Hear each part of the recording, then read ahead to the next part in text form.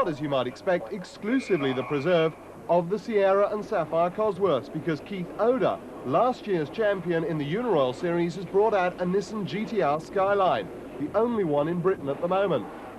Ranged against him, the Sierra and Sapphire Cosworths, but pole position has gone to the Saab 9000 Turbo of Lionel Abbott. And the Saab just a tenth of a second faster than the Ford alongside of it. James Kay all on his own on row 2, with Keith Oda electing not to start the Nissan. Pinckney and McKay making up row 3, and then Jeff Kimber-Smith and Richard Waller row 4. Just 2 seconds covering the top 7 cars. Back to the race, and the best in-car camera in Britain showing you the angles from both behind, the side and in front of Dave Wallace's Sierra Cosworth. The Kenwood and Ogilvy and Mathers sponsored car qualified further back than Wallace would have liked, as the cars now come down towards the start-finish line and they wait for the pace car to pull off. Abbott on the front row with alongside of him Steve Monk, and they accelerate away. The pace car pulls off and down towards Copse for the first time. James Kay there in third position, and Dave Pinckney looking to make a move and come up alongside of Kay, but it's Monk that takes the lead from Abbott as they head into Copse for the first time. Then Kay and Pinckney side by side round Copse. The next man through, Angus McKay with the sleeping giant Cosworth, and then Kimber-Smith next up. Simon Butler bringing up the tail of the field there with the black Saab, and keep an eye out for the purple car there of Graham Davis, forced to start from the pit lane after a problem with the boost gauge in practice. Davis on Hoosier tyres, reckoned to be the best around at the moment. In car now with Abbott, as he picks up on the tail of Steve Monk's Sierra Sapphire Cosworth in front of him, and they head down the straight and under the bridge.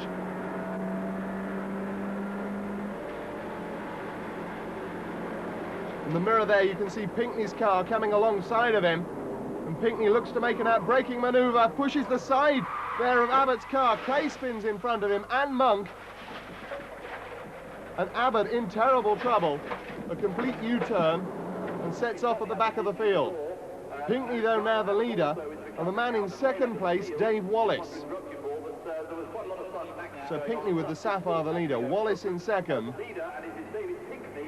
and third place looks like Jeff Kimber-Smith to me.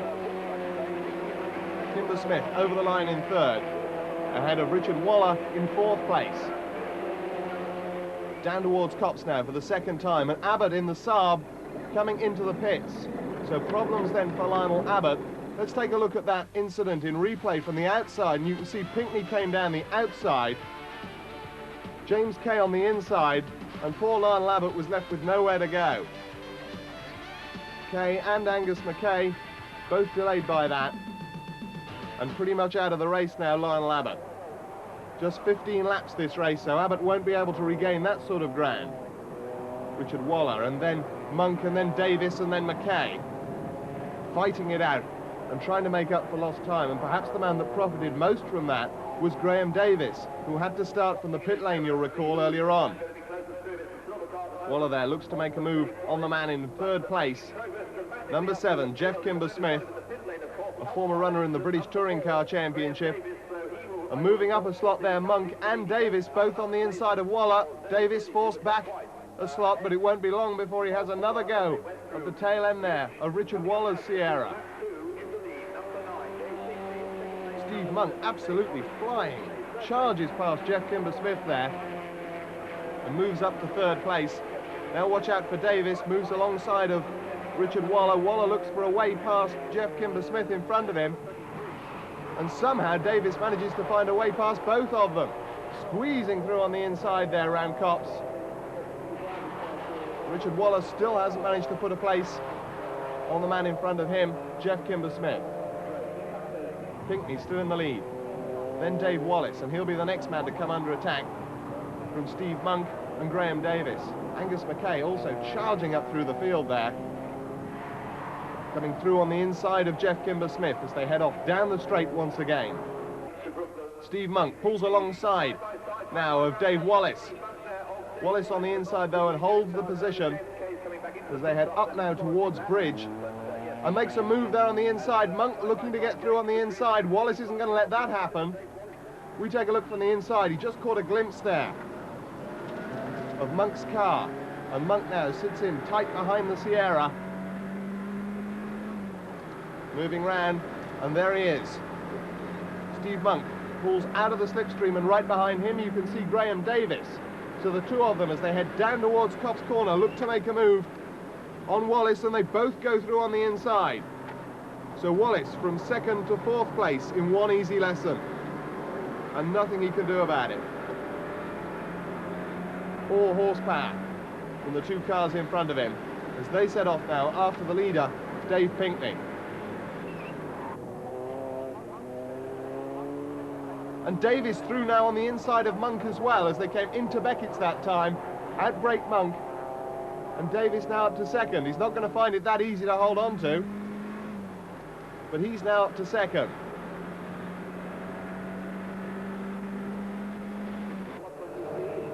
James Kay there rejoining the fray after that earlier incident, and now might be a good time to take a look at it from his point of view. Pulls out there from behind the Saab. This is the incident on lap 1. And as they come down under braking for Brooklands, Kay, the first he knew about it was a bash in the door from the Saab where Pinkney had hit him, and then across and hits the Evans Hallshaw car. Steve Monk doing well to recover from that. Poor old James Kay, 26 years old from Yorkshire, really was a passenger in that one.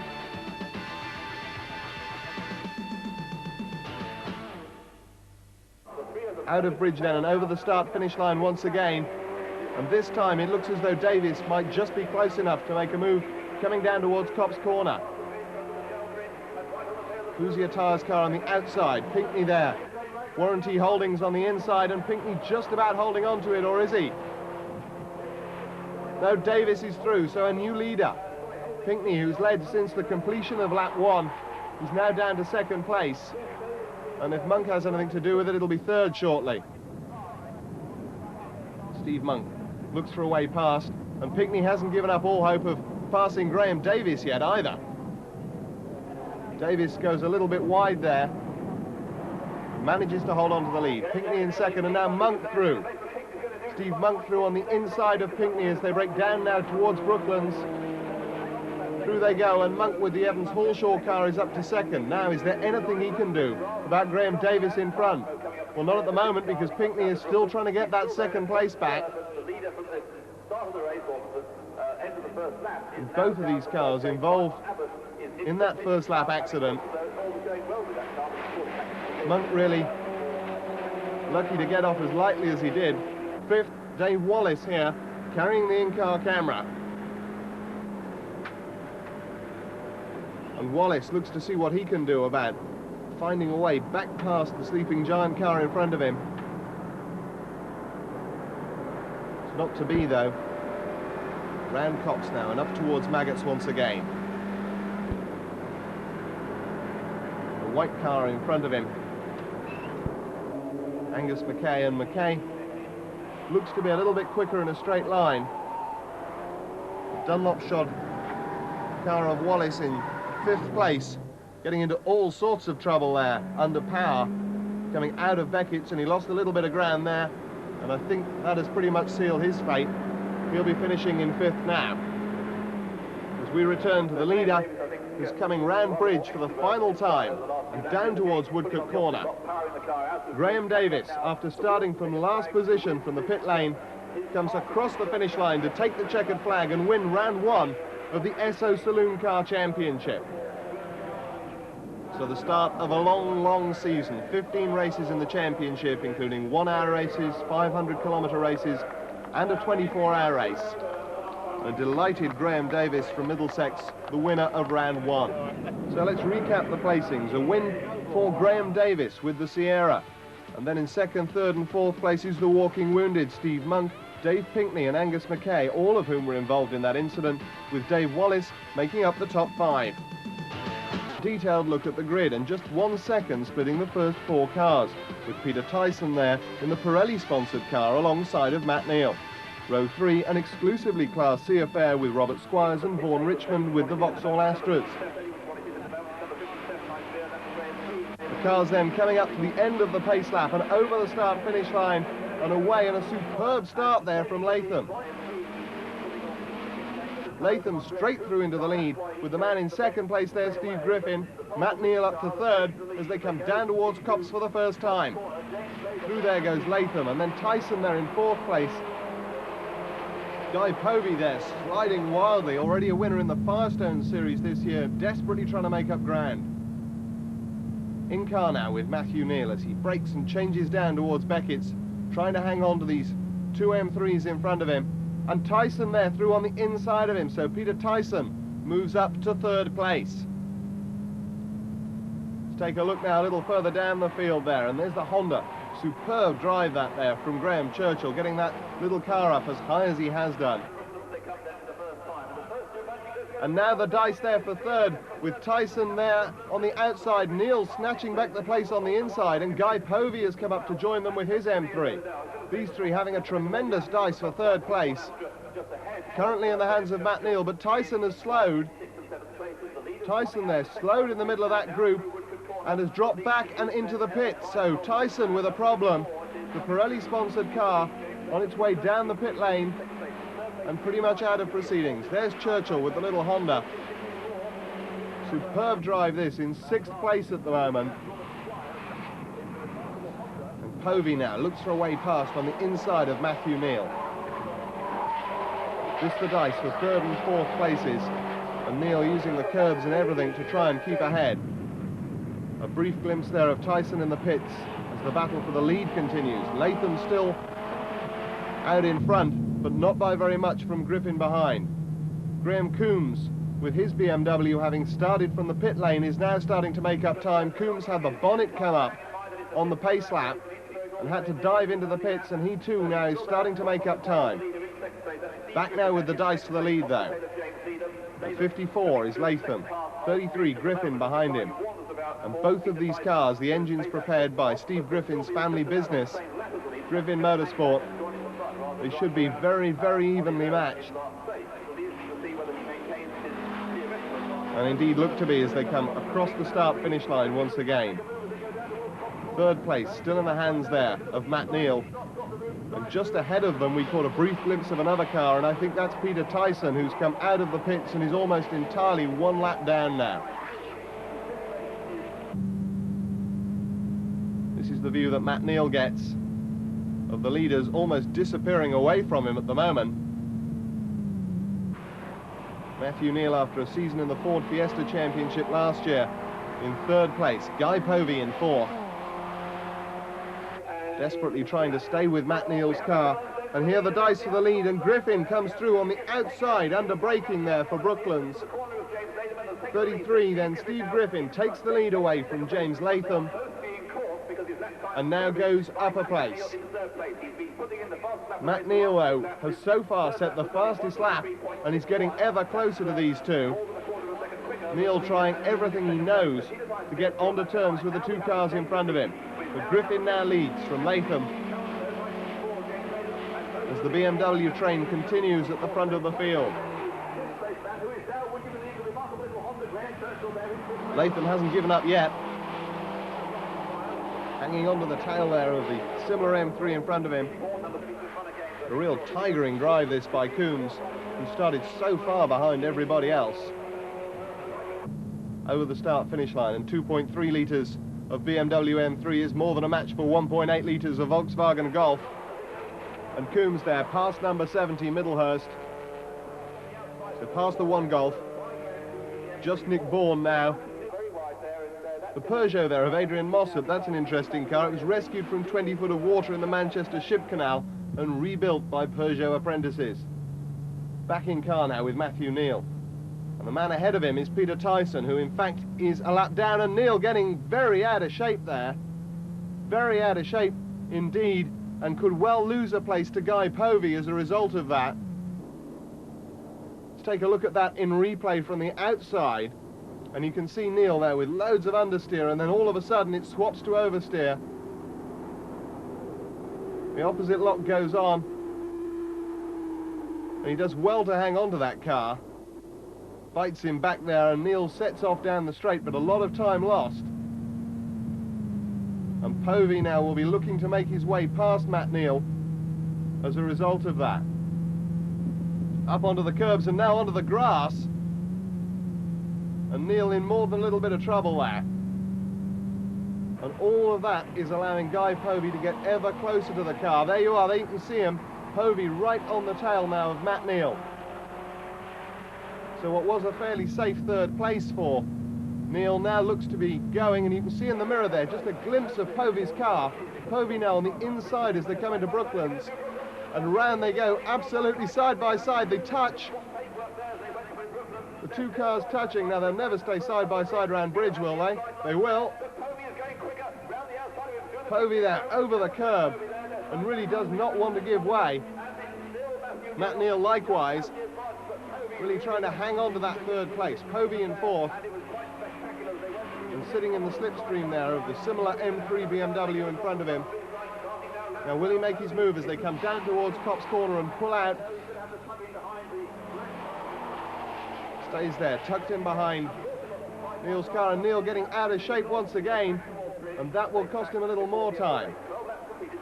Battles continuing up and down the field as 57 Coombs about to put a place on that remarkable little Honda of Graham Churchill. And now the 100+ wheels Rimstock sponsored car of Matt Neal is starting to come under even more pressure now from Povey. And he's left it awfully late and runs wide there. Neal runs wide and Povey gets through on the inside, and that was a mistake on Neal's part. He really did hand third place away there, getting very out of shape in his efforts to catch up again. These cars really are deceptively quick. So Neal now down to fourth and Povey the new third place man. Take a look at this dice. Coombs with the BMW that had the pit stop is now ahead of them, but Churchill, the Class D up to 1600cc leader, is leading the Class C up to 1.8 litre. Vaughan Richmond, Matthew Neal now trying to get that third place back. He's caught back up with Guy Povey. The leader here, 33, Steve Griffin still. James Latham still in second, but this the dice for third, and Matthew Neal there hits the back of Povey's car. And that would have unsettled Povey a little bit. It didn't actually do Matt Neal any good. Puts the hand up there as if to say sorry. Didn't mean it, honestly. Another look at this superb dice between the two Golf GTIs. Nick Vaughan heading Michael Green there. And back now to this dice for third place. 39, Guy Povey. Still heading Matthew Neal. And Neal really looking to see whereabouts he can make his move, and Povey there slides wide. Povey will lose a little bit of speed now coming out of here, and if Matt Neal can keep it fairly smooth, he should be able to make a run up the inside as they come down towards Copse Corner. On to the final lap now for all of these cars. Through goes the man in second place, James Latham. And now into Copse. Here comes Neal on the inside and through he goes. Now can he hold on to it as they come out of Copse? Povey on a slightly tighter line, but has to settle there for fourth place. The leader, Steve Griffin, around Beckett's for the final time, and Matt Neal making his way past one of the back markers there. Still with Guy Povey, desperately trying to snatch that third place off him now on the final lap. Down the straight they go. It's back towards us comes the leader, Steve Griffin, to win the first ever Esso Saloon Car Championship race and the winner of Class B. Steve Griffin then first. Second place goes to Latham, and Neal just holding off Guy Povey there in the dice for third and fourth. Recapping those placings for you then. Griffin, Latham and Neal the top three. Vaughan Richmond with the Vauxhall Astra wins Class C, and the Honda of Churchill Class D. The Dick Johnson team has won the past two times out at Symonds Plains and at Phillip Island.